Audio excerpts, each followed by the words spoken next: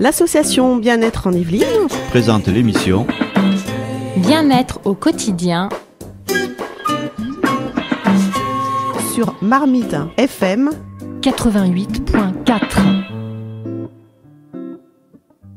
Bonjour et bienvenue dans votre émission Bien-être au quotidien. Chaque semaine, l'émission dédiée au bien-être, animée par les adhérents de Bien-être en Yvelines, vous présente leurs techniques professionnelles pour favoriser votre bien-être au quotidien. Bien-être en Yvelines est une association qui regroupe des praticiens et des consultants bien-être des Yvelines et qui a pour vocation de promouvoir le bien-être et de communiquer toute information dans ce sens. Que vous soyez fatigué, déprimé, stressé ou que vous recherchiez des solutions durables pour vous sentir mieux sur les plans physiques, psychiques, émotionnels, cette émission est faite pour vous. Bonjour, Fabienne Siéjac, naturopathe. Aujourd'hui, je vais vous parler d'un outil que j'utilise régulièrement, à savoir la phytothérapie. Le Larousse définit la phytothérapie comme le traitement ou la prévention des maladies par l'usage des plantes.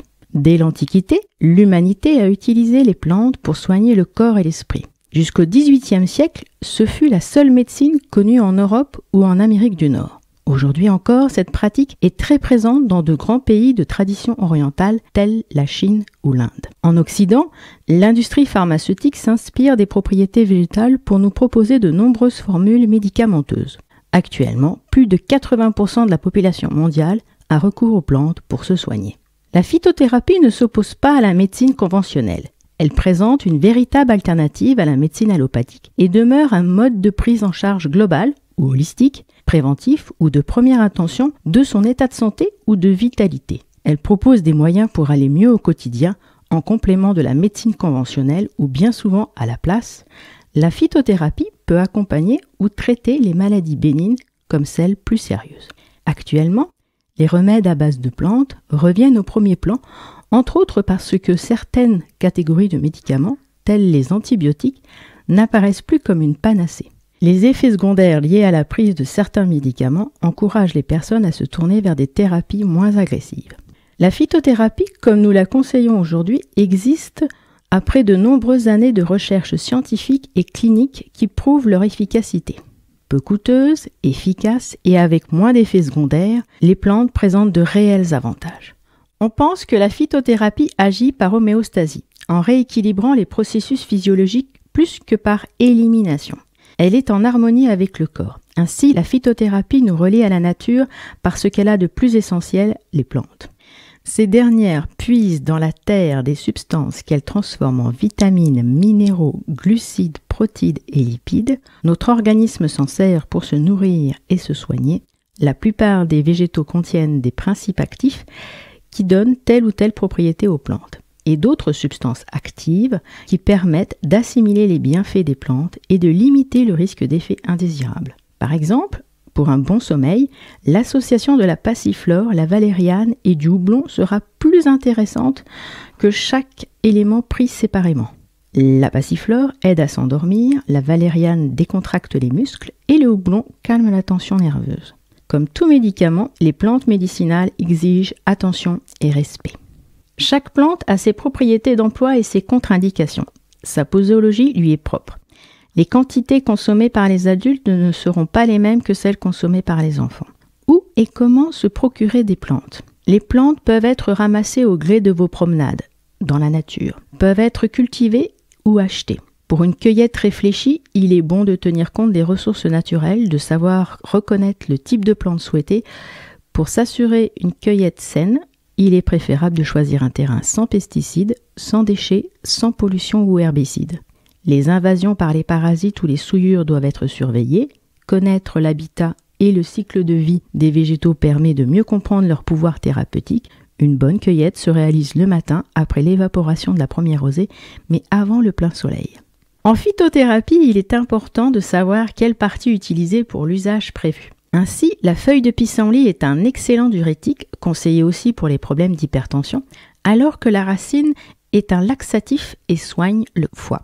Le séchage se réalise dans un lieu ventilé, chaud et à l'abri de la lumière. Les parties à sécher doivent être étalées sur du papier, posées sur une grille. Si des traces de moisissure apparaissent, c'est signe d'une trop grosse présence d'humidité. Les racines sont à nettoyer et à couper en petits morceaux. Elles seront placées au four à environ 50 degrés jusqu'à séchage total. Quels sont leurs principes actifs ? Ces derniers sont classés par nom et action. Par exemple, les amers, comme l'armoise, stimulent l'appétit et la digestion en favorisant la sécrétion de salive et en ayant un effet tonique sur les organes digestifs. Les courmalines fluidifient le sang, stimulent la sécrétion lymphatique, agissent sur les muscles lisses et servent d'écran solaire. Les plantes facilitent le fonctionnement du système respiratoire ainsi que du système circulatoire. Quelles sont les différentes préparations possibles ? Les infusions ou tisanes sont obtenues à partir des parties délicates, les feuilles, les fleurs ou les graines. Faites chauffer de l'eau et placez les parties souhaitées de la plante dans une tasse que vous remplirez d'eau chaude et couvrir pour éviter les composants bénéfiques volatiles de disparaître. Une tisane se prépare dans une tasse à l'unité ou dans une théière dédiée à tel type de plante. Les infusions infusent pendant 5 à 10 minutes. Vous pouvez rajouter, si vous le souhaitez, un petit peu de miel avec ou non quelques gouttes d'huile essentielle pour optimiser le résultat ou l'intensifier. Les infusions se conservent 1 jour dans le réfrigérateur. Les décoctions conviennent aux parties les plus résistantes, l'écorce, les racines, les rhizomes ou les baies. Les parties de la plante doivent être mises au contact de l'eau froide en petits morceaux pour dégager le maximum de principes actifs. Portez lentement le mélange à ébullition, couvrez bien et laissez frémir pendant 10 minutes. Une fois refroidi, le liquide est alors filtré en pressant les plantes pour extraire toute l'eau chargée des précieuses substances. Pour une préparation avec 2 plantes différentes par son mode d'emploi, la boisson obtenue à partir de la plante la plus fragile est mélangée au dernier moment à l'autre boisson avant stérilisation. Les teintures sont préparées à partir de racines ou de feuilles. La présence d'alcool et d'eau permet aux composants de se libérer. L'alcool peut être remplacé par de la glycérine ou du vinaigre. Les teintures se conservent jusqu'à 2 ans. C'est une méthode pratique pour le traitement de longue durée. Les teintures sont plus fortes en concentration que l'infusion ou la décoction. Seules quelques gouttes sont utilisées pour la préparation à consommer. Les macérats d'huile sont issus de plantes immergées dans un récipient rempli d'huile végétale, le tout chauffé au soleil pendant plusieurs jours.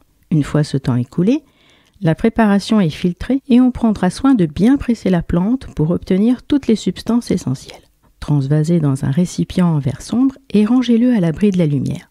Un onguent est composé de macérats huileux additionnés d'huile essentielle. Ce sont des préparations qu'on utilise par exemple pour les massages. Les crèmes ou pommades contiennent en plus une base aqueuse. Dans ce cas, un agent d'homogénéisation sera nécessaire comme de la cire émulsifiante. Elle se conserve moins longtemps que les onguents. Pour améliorer et prolonger la préparation, des huiles essentielles peuvent être rajoutées. Les sirops sont obtenus à partir d'infusions, de décoctions ou de teintures auxquelles on a rajouté du sucre ou du miel. Les vins toniques sont une façon agréable de consommer des plantes fortifiantes et toniques pour retrouver sa vitalité et améliorer sa digestion. Les plantes sont laissées en macération dans du vin pendant 2 à 6 semaines avant de commencer l'emploi. Les autres préparations sont soit en poudre, soit sous forme de gélules, en comprimé ou encore en capsules. Respectez les quantités recommandées, les contre-indications affichées et la posologie conseillée. Par exemple, la grossesse et l'allaitement empêchent la prise de certaines plantes. L'état de santé ou de vitalité influence aussi. La prise de plantes en même temps que les médicaments n'est pas toujours appropriée car certaines plantes peuvent neutraliser les effets des médicaments. Quel usage peut-on faire à base de plantes ? Je vous propose de faire des gargarismes ou bains de bouche, des bains pour les yeux, des bains complets de mains ou de pieds, des inhalations à base de plantes sèches, des massages, des applications cutanées en compresse ou en cataplasme, en usage buccal, anal, nasal, oculaire ou encore vaginal. Voilà, je vous ai donc présenté la phytothérapie. Si vous avez envie d'essayer, n'hésitez pas à contacter un phytothérapeute, un naturopathe ou un spécialiste comme les pharmaciens. Merci beaucoup de votre écoute et à très bientôt. Au revoir. Retrouvez toutes nos émissions Bien-être au quotidien sur notre site Bien-être en Yvelines www.bien-être-en-yvelines.fr et sur le blog de Marmite FM. Merci et à la semaine prochaine.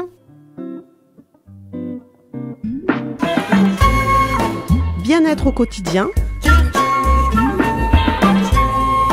sur Marmite FM 88.4.